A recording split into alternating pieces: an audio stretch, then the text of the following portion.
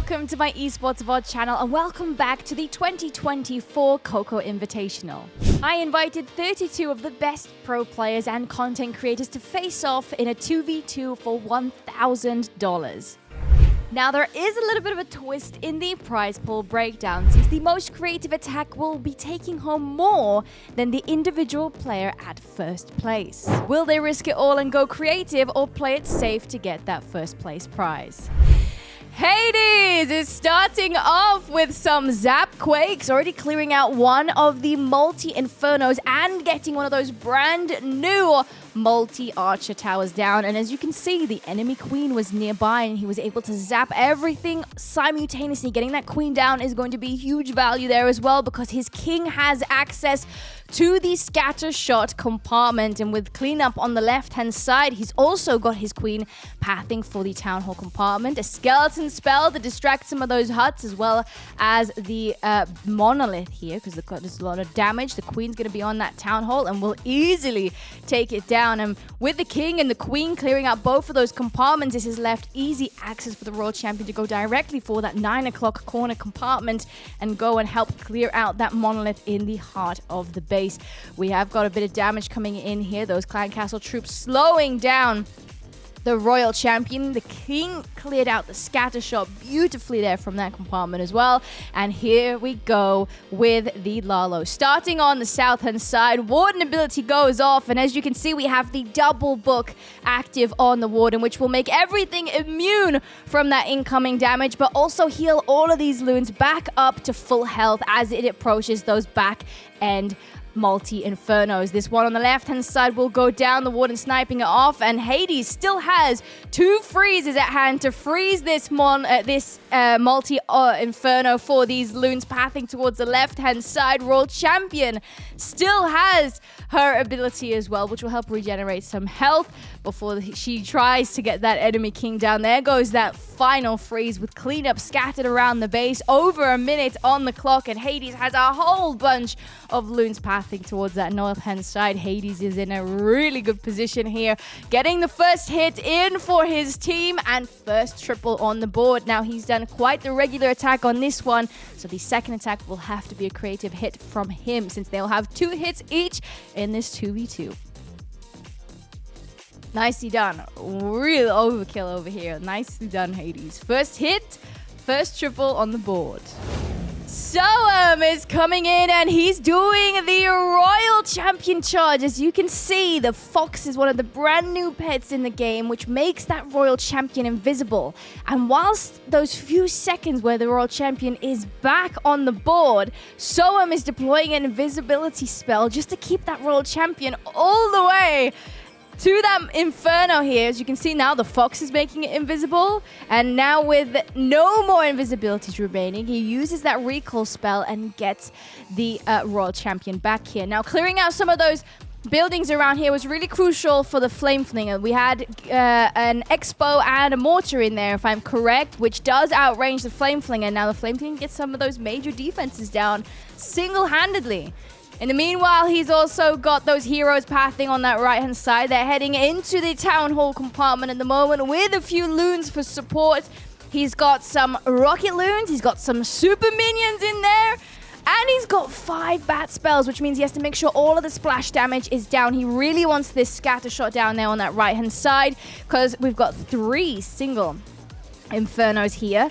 We do have to be careful that we get both of these wizard towers down, or we keep enough. Actually, he doesn't have any freezes for them, so he's actually sending some super minions in there to get that wizard tower down on the right hand side. Royal Champion's been redeployed to get that down. Those bats are continuing through the heart of the base. They're taking quite a bit of damage, though. He rages them up to try and get the Eagle Artillery down, but the single Infernos are still up here. Cleanup scattered around the base. Super minions on the right-hand side as well. They did finally get the scatter shot down, going for that second wizard tower on that right-hand side, but unfortunately the 2 single Infernos and the monolith still up there, and a bunch of traps on that northern side with a single damage on these heroes is going to be a bit problematic there as well for the king. He does have a revive, so he will get that single Inferno down, but he's going to be distracted as well. The Yeti Mites, they actually jump towards the monolith, getting it down,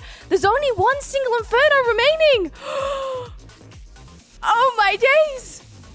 The clan castle is going to hold everything in range. It's low. 28 seconds. Oh no. One super minion. One super minion is not going to be enough here to get it done. 99% 2-star from Soam. Oh, that is so unlucky. 37 minions and 41 sneaky goblins. Nyarome, what are you up to? What is this sneaky of an attack? With some zap quakes as well. We have 6-1. Probably not for the monolith. We'll see how this goes. We've got some funding for the queen and actually using some invisibilities here because the queen does have the fox and the ricochet cannon can bounce, and unfortunately that fox is taking quite a bit of damage. Just about keeping... Is it down? Oh no, the fox is down. That is sad. The king on the south-hand side is being a bit distracted by some of those skeletons, but still pushing towards the south-hand side, and the Royal Champions jumping directly over these walls into that scattershot compartment to get the scattershot on the north-hand side down. Healers on the queen as well to help her push forwards. She's taking quite a bit of damage here. There goes that queen ability, making her invisible. Let's see how she continues through now to the multi-inferno. The monolith is going to do some damage on her. I don't think she'll get that the multi-inferno down before the monolith clears her off of the board. And the stone slammer now going to clear up that 6 o'clock compartment, unfortunately, because the king did not make it far enough into that compartment.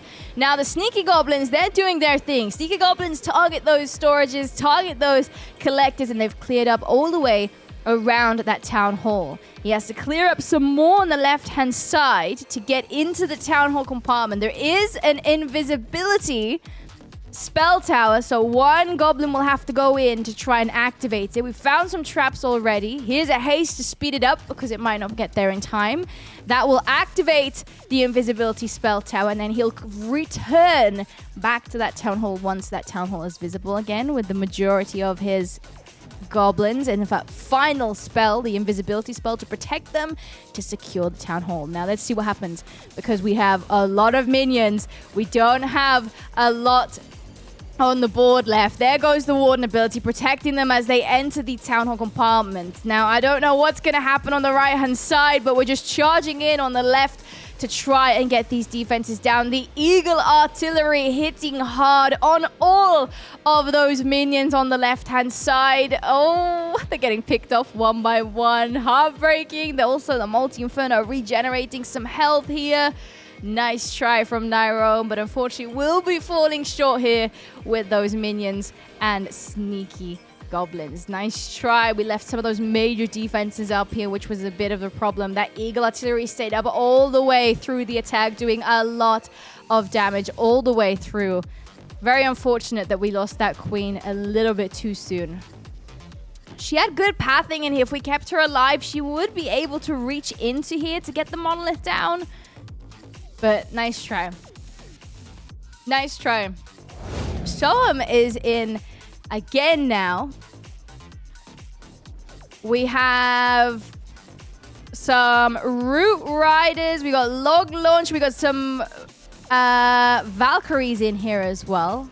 Bunch of root riders coming in directly for the monolith on the left-hand side. We have a skeleton spell to distract the monolith as they approach the left-hand side. The poison spell tower is going to go off, which will do quite a bit of damage. He does have a heal spell, and he actually also has the double book on the warden again. As we saw before, this will be healing everything back up, but also making everything immune. The log launch is still pathing forwards. The clan castle troops are now going to join the party and try and defend here for Nyarome.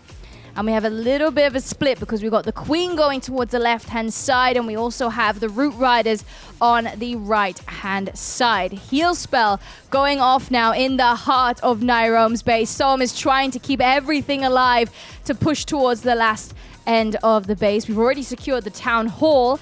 King's now clearing up around the outside. Queen manages to get the scatter shot from that left wing down, which is going to be very valuable.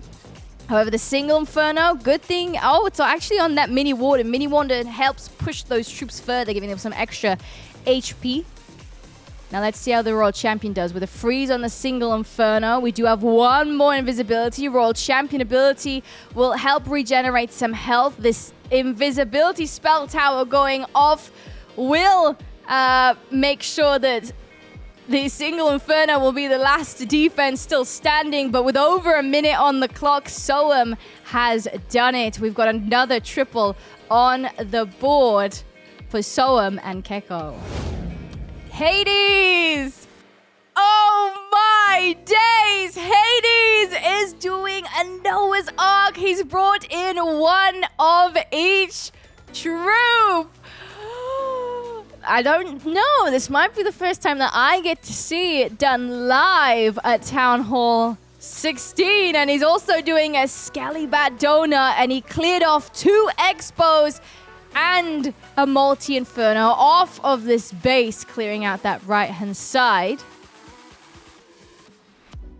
Now let's get some more funneling around the outside of the right, which gives access as well a bit to the flame flinger. We do have to keep an eye out for this mortar since it does outrange the flame flinger. He did do that well. He's got that Yeti, which will give some Yeti mites. However, it's just not enough to get it down, which means the flame flinger will take some damage from the mortar before it goes down. Heroes on the south-hand side. They're clearing up around the south, and with a little bit of funding here, as you can see, we already cleared out one building there.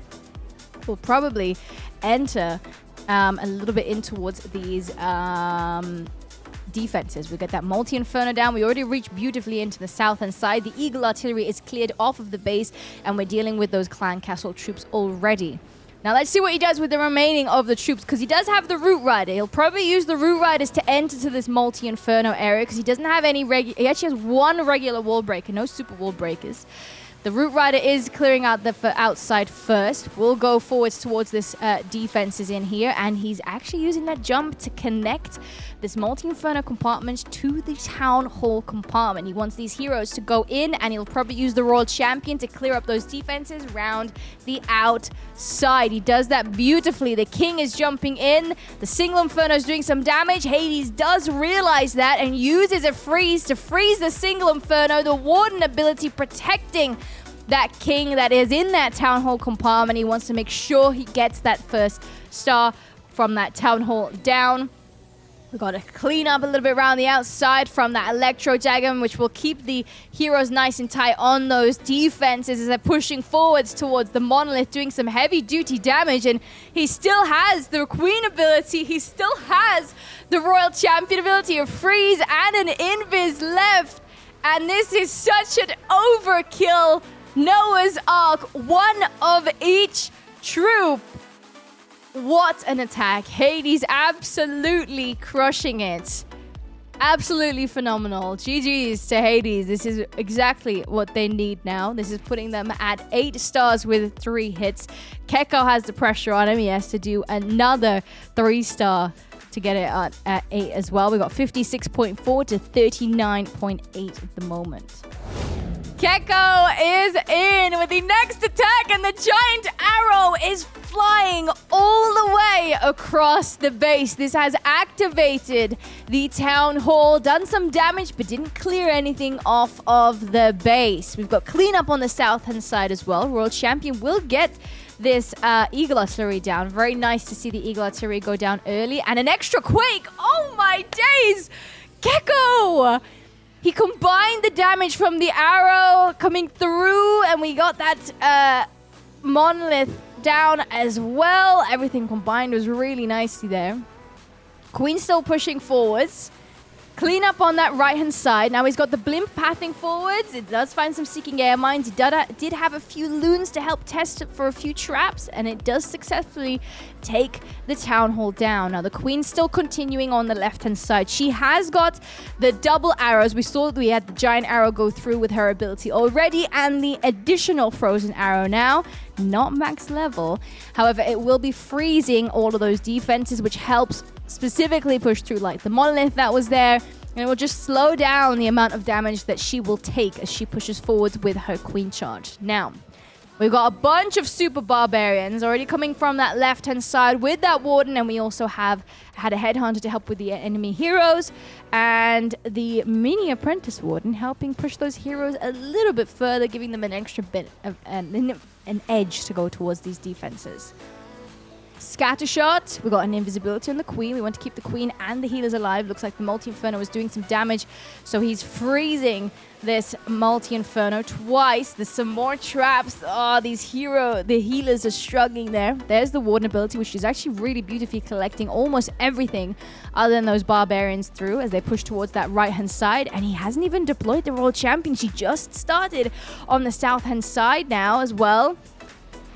We got the enemy queen, which is going to be a bit of a problem. So he uses a headhunter to get that down, and the royal champion can jump over. And one more spell remaining. He's still got that rage spell towards that scatter shot. But to be honest, there's not much left. The royal champion's just stuck on these ground skeletons, which is unfortunate because she's going to take quite a bit of damage there on the right-hand side. We need to make sure the king makes it through. Maybe if we use that rage spell a little bit sooner to help, but the queen's max health again. Those healers that are still remaining, keeping the queen alive. 22 seconds. The king gets the scatter shot down. 18 seconds for cleanup. 3 buildings left. We've got cleanup on the outside there as well because we have to make sure that we can get it down. 10 seconds left. 2 buildings, and Keko has done it. Another triple on the board for his team.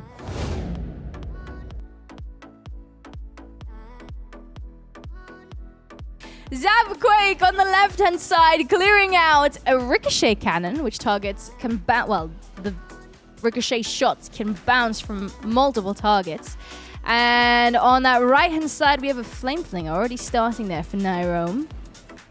Queen is actually going up top, and the king's going down south. They took a bit of a split here, and we also have the royal champion going into the southern side compartment with these mass Valkyries, and they're helping out on the south-hand side. We got a bunch of traps popping up, which is really nice because they can absolutely just clear those skeleton traps popping up, and then Royal Champion can jump directly for this Eagle Artillery and probably get that and both multi-infernos down. Queen, in the meanwhile, she's made her way all the way to the Town Hall compartment. She has got that frozen arrow and the invisibility on her.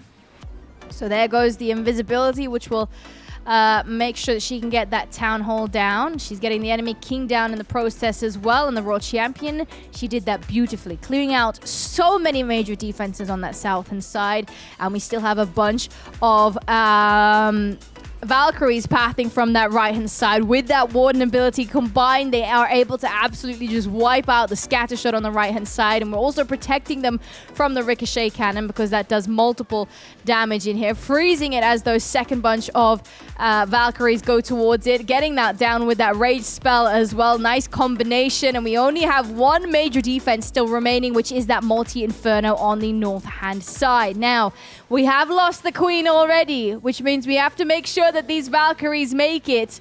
We freeze around the multi-inferno on the northern side, which isn't enough. Oh, just about.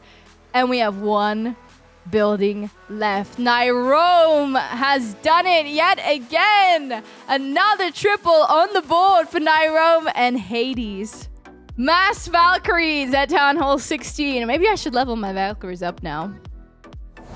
Right. Keko with the final attack. Let's see if we can triple this through. He's bringing in mass super barbarians, and he has combined the Warden with the Rage Gem, which is really nice to see because everything that will be in range of that aura will be doing some extra damage in there. It won't be speeding up the speed, however, like you would usually see from a rage spell, but we'll be raging everything up. And he has also cleared out the Eagle Artillery and a Scatter Shot. Did he get an Expo down there as well with a Skelly Bat Donut? Keko! What? Now he's pathing with the Queen and the Warden towards that right-hand side. Oh, he's got the blimp coming, so he'll probably use that Warden ability to make everything immune, to make sure that the blimp goes all the way to the Town Hall compartment to secure that first star on the board.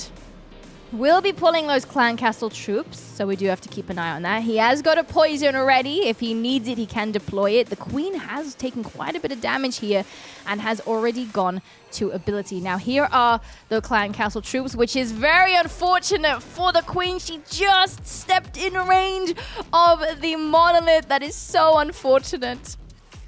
King on the north-hand side is going for some cleanup duty on the north with some of those barbarians as well, with the Royal Champion joining forces. I think we have a mini warden, apprentice warden there as well, just to help give those heroes a little bit of extra edge, a bit more push to go towards that scatter shot. Now, very unfortunate down here on the south-hand side. We do still have the queen. She did manage to get her health back up. They managed to step out of that monolith range, getting it down now.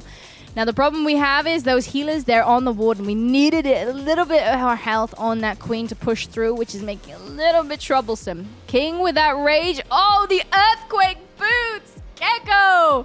He's opening up all of these walls so the king can directly go for these defenses. He does still have the Phoenix, so once he goes down, he'll get a revive and will get this multi-inferno down with the Royal Champion. 45 seconds on the board. No more major defenses left. However, not a lot of time for cleanup. Royal Champion is slowly losing some health. We froze these defenses here. That last loon as well to try and help out. The Warden statue is doing quite a bit of damage, but the Royal Champion will get it done. 27 seconds left, and he is happy. He's done it. He knows it. GG's, that was close. We managed to keep the Royal Champion alive. The Warden was on cleanup duty as well, and we have another triple coming in for Keko and Soam. 11 stars each. Now, percentage is in favor of Soam and Keko. However, very unfortunate, heartbreaking. We had 5 Root Riders from one attack here from Soam, which means we do have to deduct 1 star from them. So 11 stars to 10. Heartbreaking! They would have done it, but we're not saying goodbye to them just yet because it is a double elimination bracket. If you'd like to check out all the upcoming matches, make sure to do !bracket to see who else is playing. You'll also be able to see who Keko and Soam will be facing in that lower bracket. They can still make it, and they can still make it all the way to the very end and take victory.